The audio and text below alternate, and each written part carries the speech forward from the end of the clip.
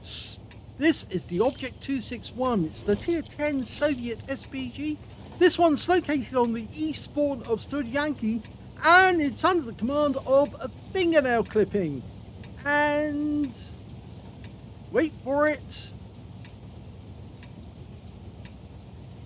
Let's go. Battle's underway. 18 centimeter howitzer is capable of doing 800 alpha, 45 millimeters of pen, 9.5 meters on the burst radius, between 11.5 and 29 seconds of stun. It also only has 20 rounds, which means that you can run out of ammunition if you're not careful. Okay, first target, it's a Death Star, rounds out. Well, it was close, but unfortunately didn't hit the target. We're not sure if it actually damaged any of the other tanks that were driving by, but we're now watching an EBR 105 being chased by a Batchat 25 ton, and the EBR is trying to get away as fast as he can. Okay, we're loaded. The EBR goes by, and he may have been damaged. We don't know. Okay, changing position after each shot. Okay, we can see the enemy tanks at the other end of the south village.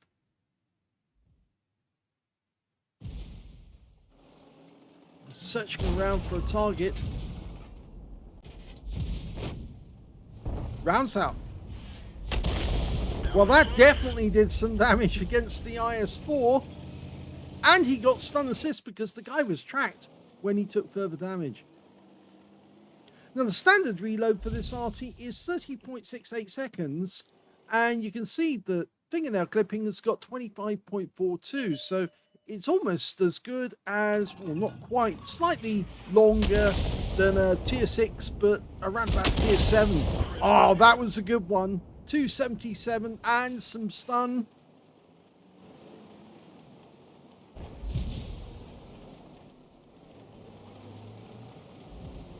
And we're lining up the shot for the Leopard 1 now.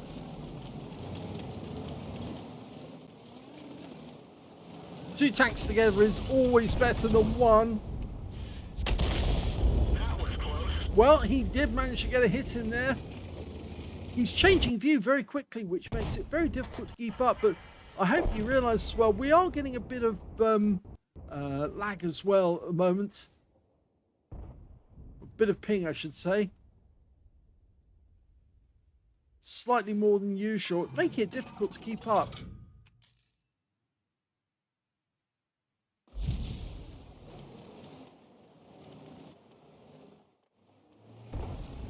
Okay, Object 268 version 4, the Bobject rounds out, looks better, hits the building.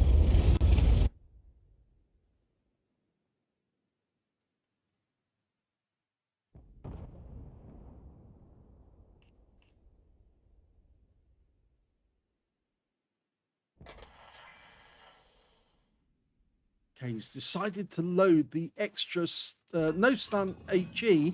Now that is capable of 1000 alpha, 56mm pen, but it only has a 5-meter blast radius. And of course, no stun at all. Can be useful though in some battles. Now that Bobject is now in sight, but he's aiming for the back of the map, and I have the feeling he's watching for the enemy Arty. He's trying to get a shot. Oh, yeah, he's right. There is an enemy Arty there. He's worked out where he is, and he gets a direct hit. Now that must have hurt the enemy Arty, who happens to be a T92 HMC.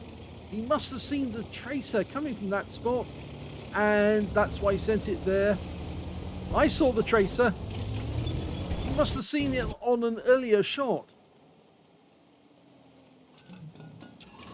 Okay, the IS-4 again. T-50, 51 going in for an assassination. Failed, but the Object 260 has probably got more pen. Yep.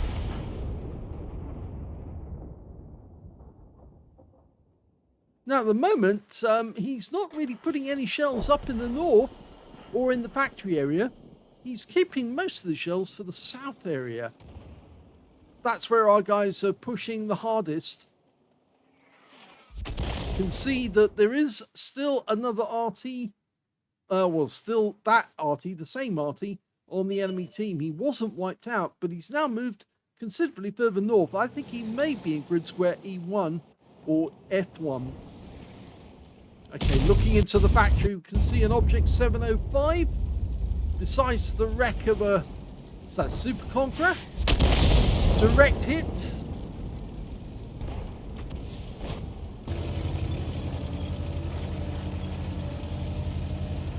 There's a UDIS 1516 up in the copse to the north of the map. But he's still not going there. Oh, now he's going there. Okay. Now this could be fun because he might be able to do some serious damage to this guy. Lines up the shot, rounds out, and 213 hit points.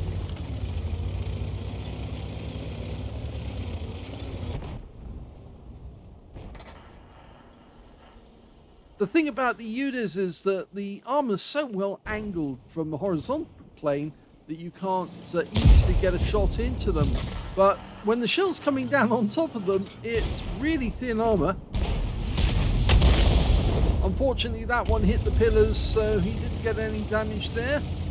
And he is knocking these trees down, but I think so long as he keeps moving, he should be okay, because the enemy Arty's going to have to try and follow him and find out exactly where he stopped. Oh, he has knocked that tree down as well. That might attract enemy fire. We had a player just earlier this week. He knocked a couple of trees down. The enemy Arty worked out exactly where he was right away. Rounds out. Direct hit. But it hit the frontal armor on the 705, so it's only 132 hit points this time round. You can see that one's fairly battle scarred already. One round that bounced off and one that penetrated the turret.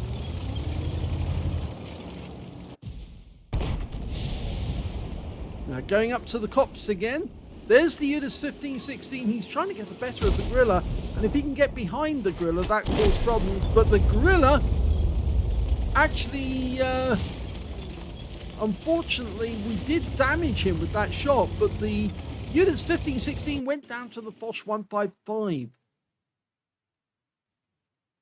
So I think our shell actually arrived just after the Foch managed to kill the UDIS. But there's still an enemy tank up there, and it's a Death Star.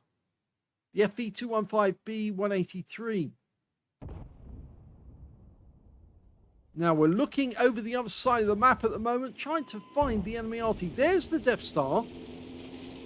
Okay, let's see what we can do. Fully dialed in, rounds out, direct hit. Good shot. Right to the side, next to the tracks.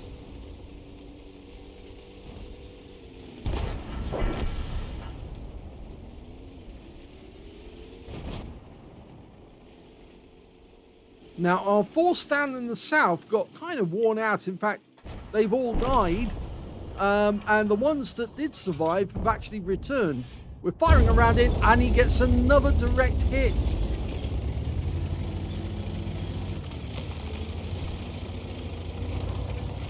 Changing position again. Avoid counter battery. That enemy T-92 HMC certainly going to want to try and get revenge if he can.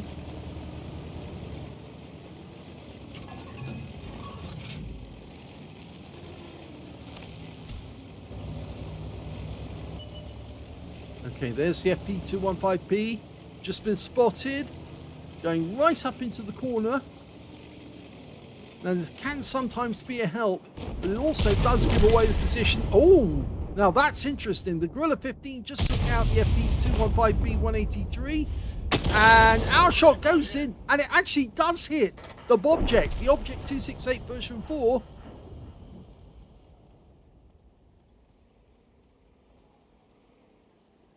Still 7 tanks either side, but we do have an advantage in the north. And we've got somebody protecting us just to the south, just in case the enemy does come from that direction.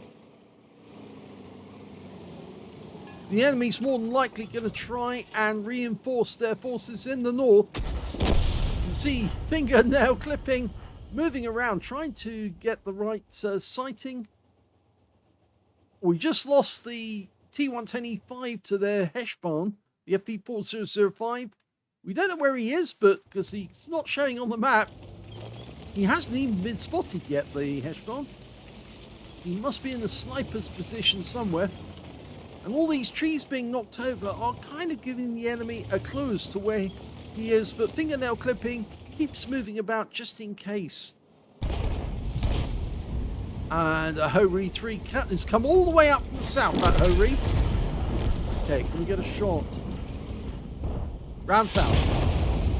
That was a armor-piercing round into the side of the Hori 3. Picked up 510 alpha. 510 hit points. Now, the armor piercings will do 520 and got 334mm of pen. So that's a low roll, actually, but only by 10 hit points. Fingernail clipping is adjusting his aim so rapidly it's difficult to keep up with him. I'm sorry, that's why the picture is so blurry.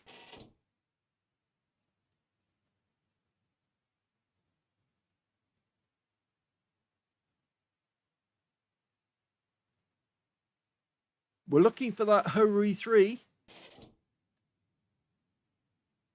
Looks like he's pulled back into cover momentarily.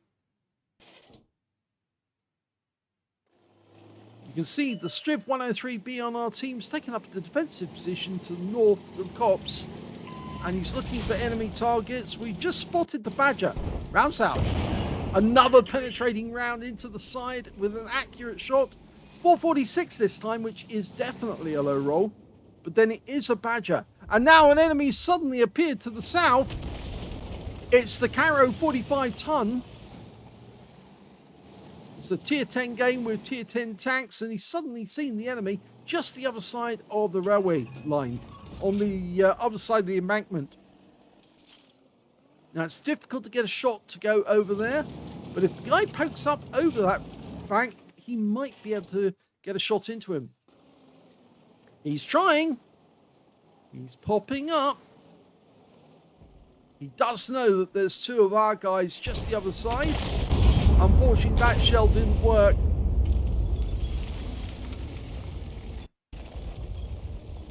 The unfortunate thing is that we're almost out of shells. We've got 2 armor piercings left. But armor piercing... Oh, now that's lucky. The Badger goes down. He gets taken out by the Bosch 155. The Object 268 takes out the Caro. Unfortunately, we just lose the Bosch 155, and now it's evens on both teams. We can see the wreck there is being pushed by the Viz 55. And there's their Heshbon. He's suddenly been spotted over on the west side of the map. He was across the railway line. I think it's the Striv that actually saw him. Well, we just killed their Striv with our E-Fumsieg M. And we're now down to the last 2 minutes. We've got a 1-tank advantage. And you can see fingernail clippings. He's so desperately searching to find a target that he can shoot at. Only 2 rounds left.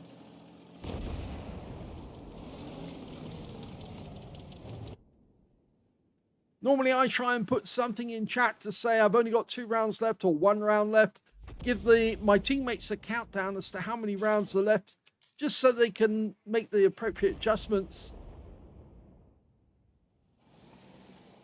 Now it looks like the enemy Arty is firing at our Strip 103B because Circle just appeared near him. And he might be being spotted by that Viz 55 right in the center. Of course, the T92 HMC only has 16 rounds, as I mentioned, so he doesn't have enough ammo to keep pumping rounds out all battle long. And now we're getting down to the last minute. The Viz 55 has just been intercepted by our E-Fumsieg M, and he's still pumping rounds in.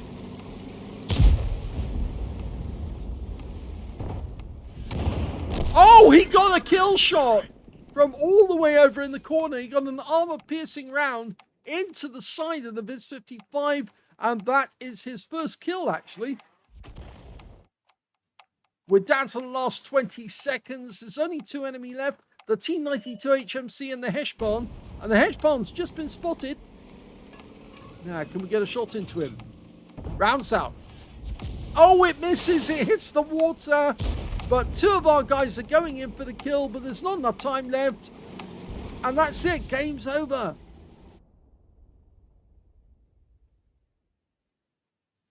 Here's the end of battle stats, and that was a 3rd-class tanker for a fingernail clipping in the Object 261. He managed to get a Bruiser medal for getting at least 5 critical hits. In fact, he got 9, and he got a Confederate as well for hitting more of the enemy than anyone else on his team. His win rate from that game was 3,072, which is Super Unicum standard. We look at team score, we can see the highest damage turned out to be the Strip 103B on the enemy team, 4,526. Second highest damage, the Foch 155 from our team, 4,477. And the 3rd highest damage, well, it's the Strip 103B on our team, 4,293. We can see a fingernail clipping got 3,435, but he was beaten by 3 members of the enemy team, 2 on his own, which means he's 6th place on damage. When it came to kills, the high scorer was the Striv on the enemy team, 4 kills. 3 kills went to the Foch 155 and the Viz 55. And we can see that a fingernail clipping only got the 1 kill in the game, which puts him way down. But when it comes to base XP, he managed 435. The highest scorer was, in fact, the Foch 155, 584, 540 to the Object 550 to the Striv, and 540 to the Object 260. And if we look at details, 20 shots fired, all of his ammo expended. He did get a kill on his penultimate shot, not the last one. 9 enemy vehicles damaged, 3 penetrated, 13 splash, 3,435 hit points, all of it at more than 300 meters. Damaged 10 of the enemy, killed 1, 416 hit points of damage assist, and he caused 10 stuns but didn't get any stun assist out of it. Now, he did make a loss from this game, 9,500 credits, but he did get 3 bonds and 721 experience points. So, another battle, quite a fast and furious one for a fingernail. Towards the end, it was difficult to keep up with him and make the view legible. I hope you enjoyed it. If you did, please give this video a like. Do subscribe to our channel. Leave a little comment down below because it feeds the algorithm. And thank you for watching.